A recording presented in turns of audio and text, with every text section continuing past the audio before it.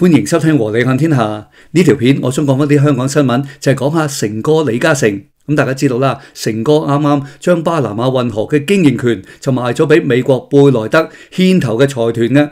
咁呢個財團被形容為 Trump 嘅白手套。呢單交易，成哥即時套現190億美金，即係大約1470億港紙嘅，差唔多等於出售巴拿馬運河當日長和集團嘅市值嘅。咁呢單消息一公布，長和股票馬上由44蚊就升上49蚊。其實再早一日咧，長和已經由39蚊升上44蚊嘅。顯然圍內嘅人咧一早都收到風啦。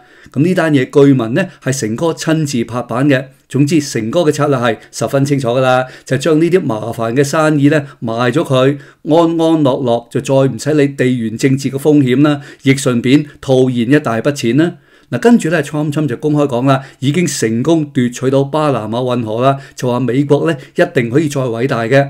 大家就以為事件告一段落啦，點知道唔係咯？事隔10日之後中共就發炮啦，大公報出咗篇署名文章，炮打李嘉誠。文章批評成哥喪權辱國，將國家重要戰略資產拱手讓人，暗示成哥見利忘義，背叛民族利益。哇！呢一頂帽咧真係夠大啦，係咁笠落去。馬上咧一大堆藍絲嘅媒體開始轉載呢篇文章啦，群起攻擊李嘉誠。好啦，咁繼續講下成哥之前呢，提大家，請你記得支持和你看天下，請你訂閱、點讚、留言、分享，記得撳埋訂閱旁邊嘅鐘仔。另外呢，如果有廣告嘅話，請大家支持我哋啊。好啦，言歸正傳。其實真係都幾好笑嘅。中共之前多次強調嘅巴拿馬運河唔係由中共控制嘅，咁依家黨媒突然又話嗰啲係國家嘅重要戰略資產，咁即係點呢？即係間接就承認咗啦，中共呢係可以控制到李嘉誠，然後控制到巴拿馬運河啦。文章就話美國買巴拿馬運河呢唔係普通商業行為嚟嘅，反而係 Trump 毫不掩飾要控制世界嘅霸權手段。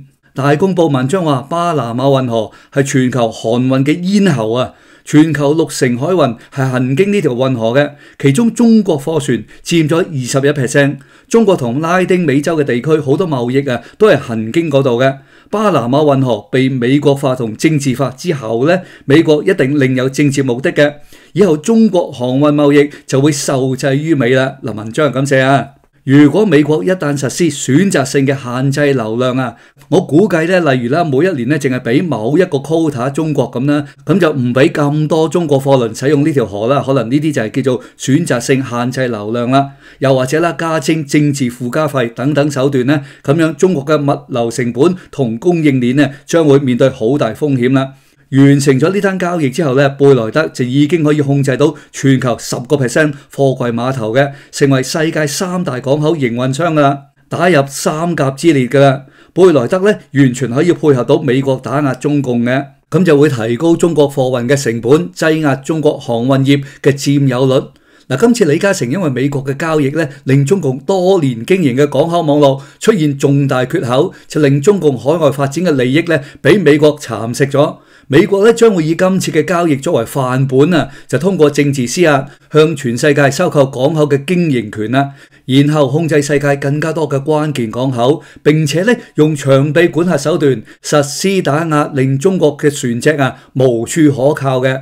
大公報呢篇文章講到中共依家好似好慘咁，跟住再鬧美國啦，話美國政府實行一項行政命令，計劃向中國貨船收取港口停靠費，仲會逼其他國家一齊咁做添。如果美國算計得逞呢度我要岔開講一句呢個作者又幾克制，佢唔話奸計得逞咁嘅情況下，對一帶一路將會造成衝擊嘅，亦會影響香港航運貿易同安全添。總之，今次美國就視為重大勝利。好啦，咁鬧完美國啦，文章就筆鋒一轉轉去鬧李嘉誠啦。文章話好多人對成哥出售巴拿馬運河提出強烈質疑同批評嘅，認為係一次冇腰骨嘅跪低，係唯利是圖、見利忘義、漠視國家利益同民族大義，背叛同出賣全體中國人喂，呢條罪真係大鑊啦！即係點呢？成哥就民族罪人啦。所以我呢條片嘅標題呢，就係成哥大鑊了，真係笑唔出嘅。文章話長和老闆冇華為任正非嘅血性，缺少 TikTok 張一鳴嘅骨氣。嗱，不過講真啦，華為同 TikTok 都係中共背後資助嘅企業嚟嘅，咁但係長和唔係啊嘛，長和係成哥真金白銀一手一腳創立出嚟嘅，點可以咁相提並論啫？好似華為咁蝕國家嘅錢，怕咩？幾有骨氣都得啦。文章再話，作為大財團啊，生意背後處處係政治，係冇單純嘅市場同商業嘅，甚至有時涉及國家尊嚴啊，就更加萬萬不可天真。喂，咁即係點呢？即係成哥又再多條罪啦，就係令到國家失咗尊嚴啊！最後面對大是大非，有關企業咁即係長和集團啦，應當三思嘅，好好諗下問題嘅性質同要害，好好諗下自己嘅立場應該企喺邊度，咁亦即係咧指控成哥啦，企咗個美國嗰邊。嗱，我前面都話啦，大公報嘅呢篇文章一出咧，藍絲媒體馬上就做嘢啦，接力炮打李嘉誠啦，咁樣都未算大鑊，竟然咧港澳辦啊都轉載呢篇文章啊！咁即係今次官方都出面圍攻李嘉誠啦。咁其實一直以嚟咧，久不久都有啲小粉紅啊、黨媒咁咧就鬧鬼成哥嘅。例如啊，話不能讓李嘉誠逃脫嘅，咁又鬧李嘉誠唔配合中共嘅政策去投資咁啦。嗱，不過大部分呢啲指控咧都係經濟上嘅，偶然即係涉及少少政治忠誠上嘅問題啦。咁但係呢一次唔同啦，呢一次咧係指控成哥配合美國破壞中共全球嘅戰略部署啊，破壞咗一帶一路，令中國嘅貨船無處可靠啊，令中國海外發展嘅利益俾美國蠶食咗。喂，即係誇張啲講，遲啲中美關稅大戰，中共有咩損傷可以入埋成哥數噶啦。依家就講到李嘉誠咧，令到中國企業多年經營港口網絡出現重大缺口啊。咁呢條罪哇，真係夠大啦。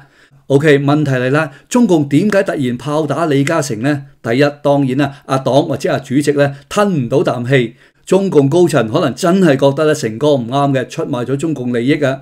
第二咧就要警告其他香港富豪啦，遲啲如果中美關稅大戰啊，呢啲富豪冇人可以置身事外嘅，唔好諗住唔關你事唔使落水。嗱，我舉個例啊，假如啊遲啲中共真係反制美國，香港亦要全力配合嘅，例如令香港人堅決唔買美國貨。咁點做到香港人唔買美國貨呢？好簡單啫，香港進口商完全唔入貨咪得咯，貨架上邊、商店之內啊冇美國貨，咁就已經唔係加幾多成關稅嘅問題啦。第三呢，係有人希望成哥執咗幾多錢嘔翻啲出嚟啦，例如表態會參與中共推動某啲嘅項目啦，總之擺明蝕硬嘅生意，李嘉誠父子你都要做咁啊。咁呢啲咧叫做將功補過啦，用真金白銀就表示成哥父子嘅懺悔啊！嗱，暫時炮打李嘉誠啱啱發生啦，就唔知道遲啲開邊飯嘅，咁又係嗰句啦，買定花生啤酒睇好戲啦。咁但係有一樣嘢咧，大家可能冇諗過嘅，乜中共阿黨冇諗過李嘉誠有可能出售巴拿馬運河經營權嘅咩？中共阿黨冇諗過㗎。如果有咁，中共做咗乜嘢去阻止呢？阿黨出到聲嘅話，成哥仲敢唔敢賣巴拿馬運河嘅經營權出去呢？我諗啊，成哥應該唔敢啩。咁於是我又假設啦，中共就冇諗過呢個問題嘅，冇諗過成哥咁快同貝萊德傾掂嘅，仲傾得一個咁好嘅價錢添，兼且索性啊仲買埋23個國家、43個港口嘅業務啊！如果情況真係咁，即係中共自己失策咯，根本冇料到Trump會出呢一着嘅，咁所以相關官員啊就應該孭呢個鑊啦。咁於是為咗推卸部分責任啦，依家咪炮打李嘉誠咯。嗱，不過話分兩頭講啊，成哥明知道啊Trump要奪取巴拿馬運河嘅，咁長和擁有呢條河嘅經營權呢，已經變成一單非常敏感嘅地緣政治事件喎。突然美國資金為要收購運河嘅經營權同其他港口業務，講真，成哥你主動同阿黨傾下，亦係合乎情理嘅。喺習近平上台前啊，成哥可以輕易接觸到中共最高層嘅，唔好話徵求中共同意啊，起碼你單聲俾佢哋知啊都好啊，中共都有翻啲面子啊。咁所以某程度上呢一鋪咧，成哥亦係瞞住阿黨進行交易嘅。冇錯，喺正常國家或者以前嘅香港呢，一個商業集團嘅商業決定呢，真係冇必要事前同政權溝通嘅。咁但係依家點同以前呢？傻嘅都知道依家遊戲規則轉晒啦。於是總結一句，一方面係阿黨自己蠢，料唔到Trump會有呢一着嘅；另一方面係成哥實在太聰明啦，唔止將啲麻煩產業高價賣出，仲同時成功瞞到阿黨啊！但係咧呢一鋪可能聰明反被聰明誤啊，真係有可能玩大咗嘅。OK， 咁下一個問題又嚟啦，中共可唔可以逼成哥放棄交易呢？理論上係可以嘅，因為呢單交易依家仲係進行緊一系列嘅收購程序嘅，例如進行緊盡職調查咁啦。咁成哥如果要反口嘅，仲係可以嘅。嗱，不過咁分分鐘長和就要作出巨額嘅賠償啦。嗱，若果係咁咧，成哥就慘啦。咁於是我哋又假設啦，成哥企硬啦，照樣去馬完成交易，長痛就不如短痛啦。咁以阿黨嘅 DNA 方丈咁小氣，各位你覺得中共咧會唔會向李嘉誠報復呢？大家睇下炮打李嘉誠嘅文章啊，標題係莫天真勿糊塗，即係想成哥諗清楚，快啲縮沙賠錢俾美國佬。你嗨咗幾多嘢，蝕咗幾多，當係你俾出嚟嘅學費。但係咁，大家又諗下，中共有冇私底下勸過成哥推翻交易呢？我就相信係有嘅。因為暗中向成哥施壓就好過依家咁樣公開批鬥佢嘅，因為批鬥成哥唔止啊，更加嚇怕香港啲華資啊，亦一樣會嚇怕外資嘅。我問你啦，咩歐美資金啊，咩中東家族基金啊，仲敢唔敢嚟呢？咁所以能夠台底傾掂嘅就冇乜必要用文革式手法炮打李嘉誠啊。我有理由相信中共同成哥傾過嘅，成哥可能堅持咧就話啦，商業交易唔可以反口嘅，做生意咧講信用嘅，等等等呢啲辯解啦，就係唔肯應承推翻交易。亦因為咁，最後成哥堅持呢單交易咧唔係冇可能嘅。咁於是大家又會諗翻前邊個問題，中共向李嘉誠父子報復啦，咁又點呢？好多人就話啦，長和啊咁大啊，走得和尚走唔得間廟嘅。我覺得未必咯。觀察成哥多年嘅生意手法咧，佢係最捨得蝕少少，快速甩身嘅人嚟噶。走得快好世界係佢嘅策略嚟噶。好多樓盤咧都係長實帶頭減價先嘅。行到呢一步，中美關係亂到依家咁，樣樣都不確定嘅。中國大陸經濟又差，習近平政策亦係一時一樣，自相矛盾嘅。既然係咁啦，不如完成咗呢次套現大行動啦，然後人就走先。生意咧走到就走啦，走唔到中共想點就點啦。所謂人都成一塊，壯士斷臂，嗱好過毛澤東上台初期啦，搞到大陸啊無數商人跳樓嘅，捨得抌低大陸嘅生意，然後逃嚟香港嘅企業家咧，嗰班人咧後來就變翻發達添。一個90幾歲嘅老人家見過咁多風浪啊，你以為成哥真係會因為唔捨得嗰千幾億嘅港紙，寧願繼續處於呢把刀口之下咩？我覺得未必啦。大家諗下，當香港好多大有錢佬仲投資緊大陸房地產，投資緊澳門賭業啊，成哥已經投資緊全球嘅人工智能同生物科技產業啦。你話呢啲生意佢賺唔到咩錢嘅，但係咁，佢嘅視野同眼光確實比好多香港富豪闊好多，有遠見好多噶。所以成哥索性搏一鋪，然後壯士斷臂，香港資產冇咗就冇咗啦，唔係冇可能嘅。所謂非不得已都唔想走啦，但係依家情況係危急啊，你就只能夠快速逃離現場。大家諗下，就算拆得掂今次呢單嘢啦，李嘉誠父子已經得罪咗阿主席噶啦，阿黨嘅報復始終會嚟嘅。OK， 分析完成哥今次嘅痛苦抉擇啦，我哋又睇下中共今次炮打李嘉誠，中共付出乜嘢嘅代價呢？嗱，呢鋪最搞笑係中共依家咧就表明咗啦，大陸資金或者香港資金啦，投資外國基建同關鍵項目啊，最後都要聽黨話跟黨走嘅。咁即係咧，Trump之前所講話巴拿馬運河係由中共控制咧，呢個講法成立喎。中共依家咧就非正式咁認咗啊。於是以後中資港資去其他國家投資基建，人人都會認為佢哋係代表中國嘅國家行為嚟嘅。咁樣港商想去外國發展咧就難好多啦。投資嗰啲完全冇敏感性嘅項目咧，或者都仲得嘅。稍為有啲敏感性嘅項目，恐怕都唔使旨意啦。因為全世界都睇見大陸、香港嘅商人咧，全部要聽中共指示嘅。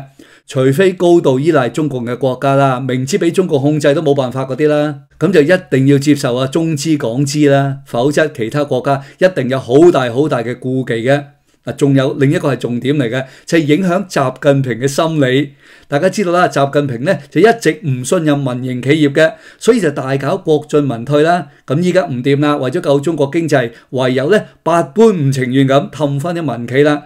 習近平最驚民企一做大就不受控制嘅。依家李嘉誠出售巴拿馬運河同港口經營權，正正就係民企唔聽話嘅例子啦。